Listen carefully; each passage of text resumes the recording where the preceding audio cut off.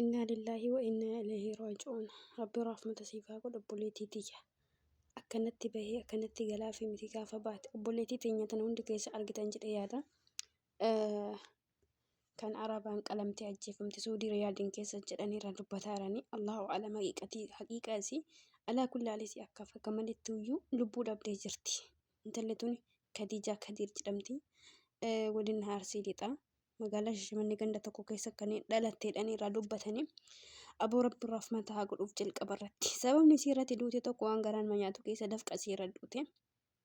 Dafqa isii baatii torbaa gaafattee jennaan kan qalamteedhaan irraa dubbatamaa jiru. Subhaanallah. Dhalli namaa kun kan hunda garaa waliin jabaata wallaahi.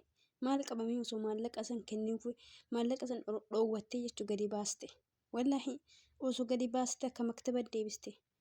Lubbuu isii qaluun kun subhaanallah wanni isin ajaa'ibu jechuudha. Koomentii mentira sana rabbi rahmati isii haa godhu obboleettii teenya tana irratti akka maal jette ijoollimateenna aanallee jette nama lamaan jira Ugaandaa fi Aana jetti. Ugaandaa fi ijoollee amma mucaa koomentii barreessitu kana jechuudha. Tan osoo hin taane tabira Ugaandaa ana bira qalanii mormora darbanii adheessee jala bahee jetti. Subhaanallah mudda bahee guyyaa lama.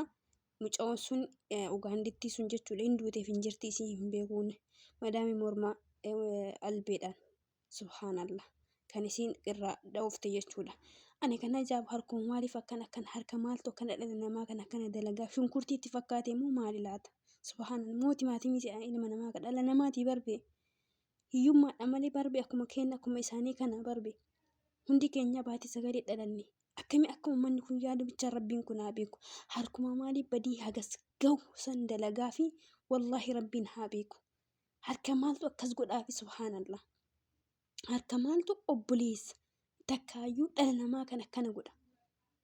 Yaa rabbi kamaal kanamaa wallaahi kamaal kanamaa dubban. Obboleessa keenya dheengadda akkasitti ajjeefni wallaahi qomceen subhaanallah.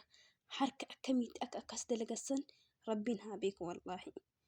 Yaa rabbi tunuu laafisa akkaataan nu taane wallaahi rakkannee jirra. Ijoollee shamarranii rakkatanii jiran gubatanii jira dafqa isaanii irra du'aa jiran.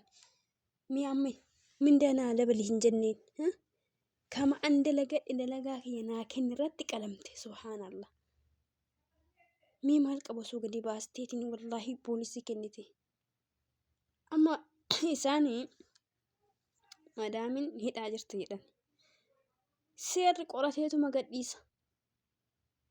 Qorateetu mukin maallaqa kafalee kafaalaa jedhanii jechuu kafaalaadhaan gadhiifamuu danda'an.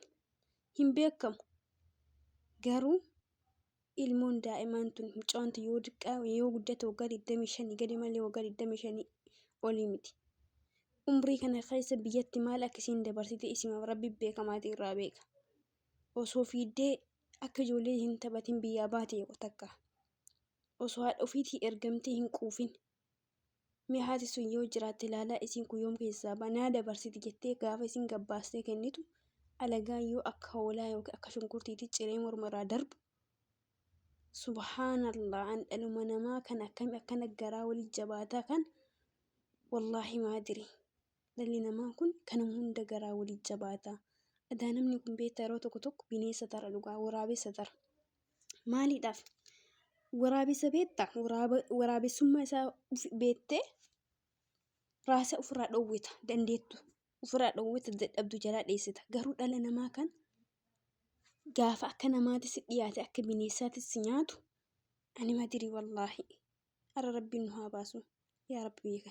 Yaa rabbi ijoollee teenya tabakka hunda facaate tabakka hunda dhamaate tabakka hunda rakkatte yaa rabbi tarkaa qabda raafmata kan keetii raafmata dandeettii keetii yaa rabbi warra biyya namaati kanarra nagaadhaan biyya ofii deddeebi'u yaa rabbi nu taasise.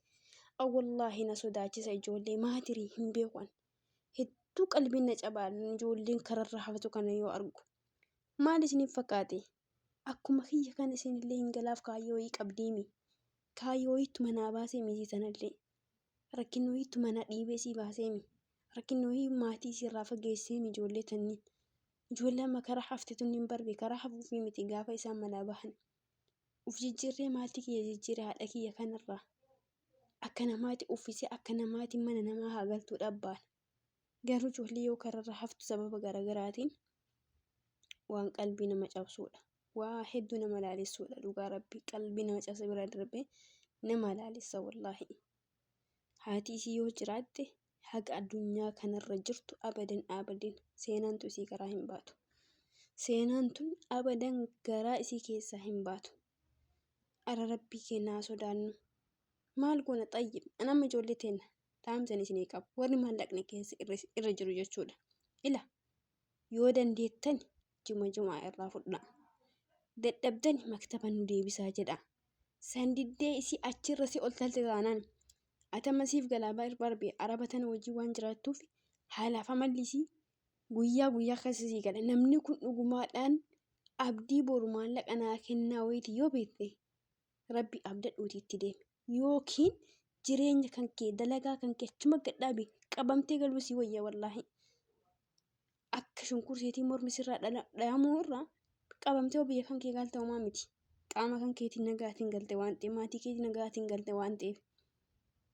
Arabni amma sa'a maallaqa namaa kaffalanii miti sa'a mana keessattuu nyaanni dhabamee jira. Ijoollee kan nyaatan miidhamaa jira. Obboleettii teenya biraaf mataa godha hayaatiin ce'uu jedhanii takka baruma darbe kana keessa sababa nyaataatiin duute.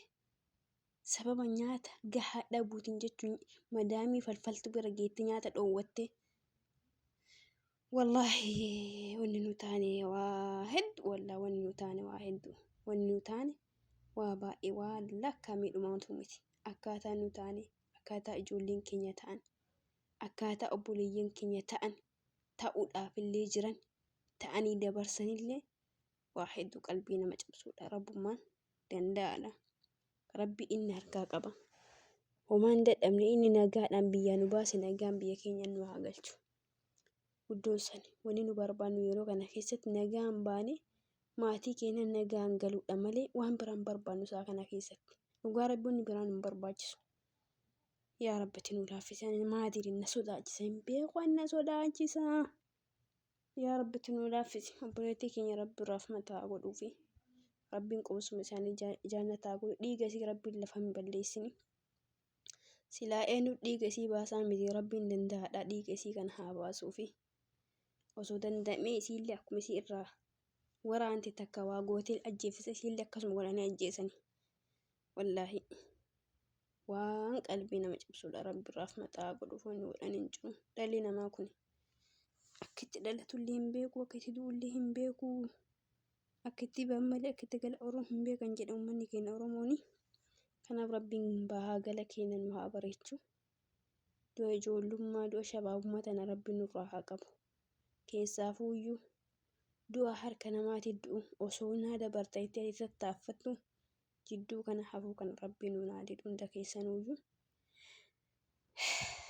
nagaan jiraadha walaa rabbi rahmati si haa qabu. Rabbi qubsuma si jaannataa godhu inshaallah.